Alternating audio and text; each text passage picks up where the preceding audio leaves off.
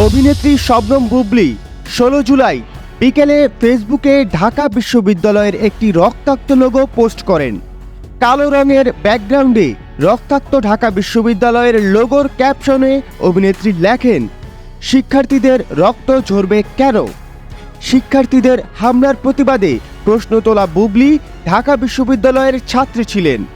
নিজের ক্যাম্পাসে শিক্ষার্থীদের রক্তাক্ত দেখে ফেসবুকে তাই ক্ষোভ প্রকাশ করেন এই অভিনেত্রী। আন্দোলনে আহত এক শিক্ষার্থীর ছবি পোস্ট করেছেন পরিমণি। ক্যাপশনে লিখেছেন, নারীর প্রতি সহিংসতায় আপনার জবান বন্ধ থাকলে আপনি মুনাফিক।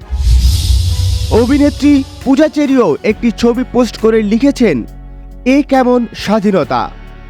এ স্বাধীন দেশে নারীদের প্রতি এ আচরণ মেনে নেওয়া যায় না, জানাই তীব্র নিন্দা।